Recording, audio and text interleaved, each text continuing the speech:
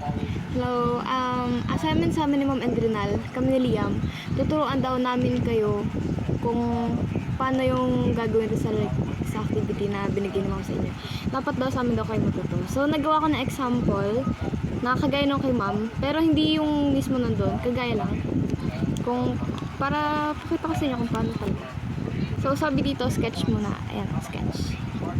Drawing lang tayo ng right triangle. Gilak lang ko.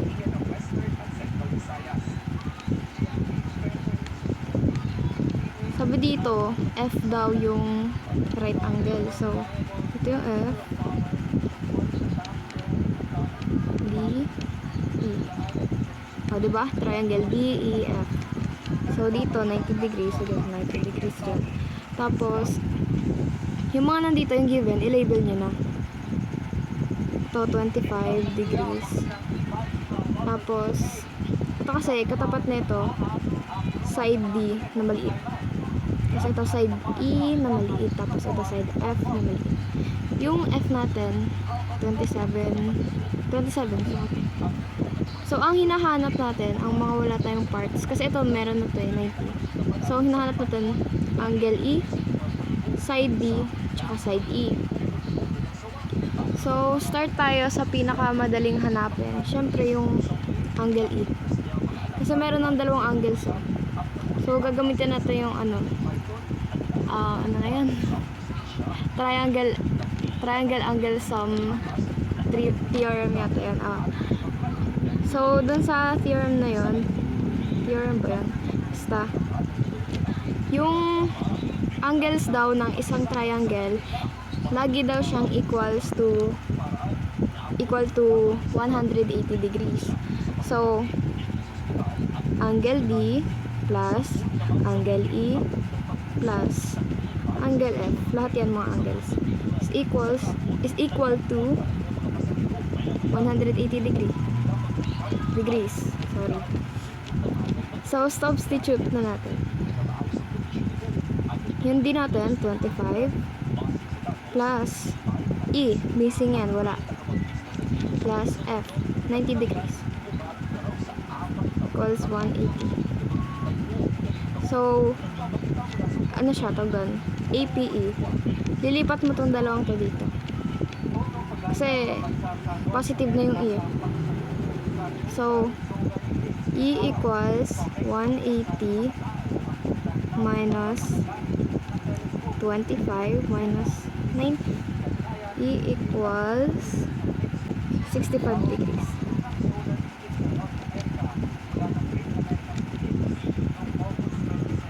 So, lagyan na natin yung label na dito. Lahat na ng angle is kompleto. So, next na natin yung E. E na maliit. Side E. Find E. So, pwede naman kayo mag-base dito sa angle na to. Yung gagawin yung angle theta. Pero, dito ako mag-base sa angle D. Ang ano kasi, meron na tayong given. Yung F lang, sa sides. So, gagamitin ko yan. Yung F hypotenuse. Hanapin natin yung E. So, like, yung F mo, H, tapos yung E, adjacent. Adjacent nandiyan. So, ano yung ano yung gagamitin mo para makuha mo yung E? H yan, tapos ito A. Siyempre, cosine. Kasi, yung cosine, like, so, ka to, like, ka, C, ay, A over H. So, cosine theta equals A over H. Cosine D equals E over F. Tapos substitute na. Cosine D, yung D natin, 25 degrees. E, yung E yung missing talaga siya. E over H. Ay, over F. F natin 27. So, yan. So, magka-cross multiply kasi tayo dyan. So, meron yung invisible denominator na 1. So, ito muna. E times 1 E equals cosine 25 degrees times 27.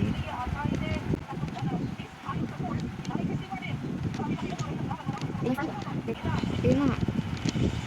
So, yung cosine 25 natin. So, ganito yung mag-ano ng ganito. So, sabi na ma'am, ilagay daw sa mode. Tapos makikita mo yung degrees or deg. Ay, degree ba tawag yan? Basta, deg. Pindutin mo yung 1 kasi ayun yung deg. Nakalagay ako. 1. Tapos ayun, meron ng small d doon sa taas. So, lalagay mo doon. Pipindutin mo yung cosine. Ito. Tapos 25. Sabi naman, pag hindi pa daw final answer, 5 decimal digits yung isasama natin. So, sulat ko naman. E equals ano nakalagay dito? 0.906 1, 2,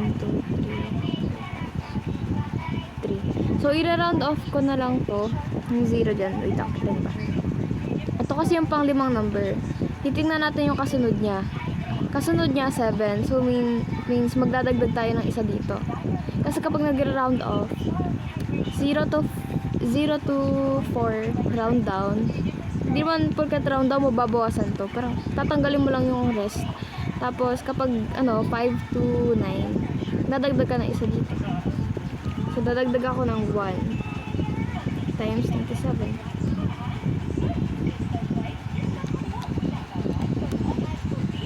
So, tatype ko na lang ulit yun. 1,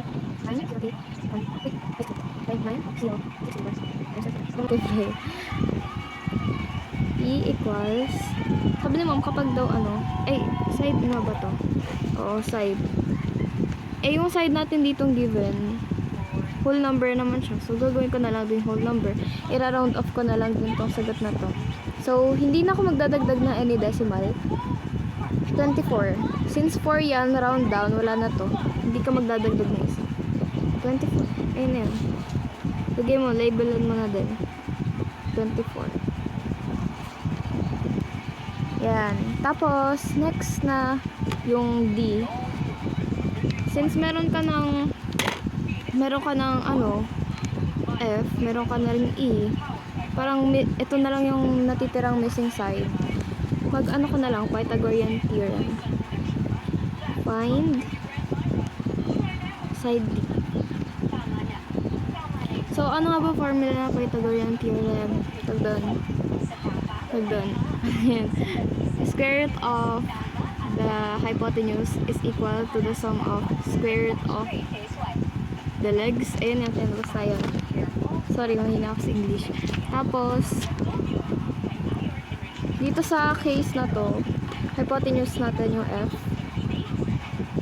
F squared is equal to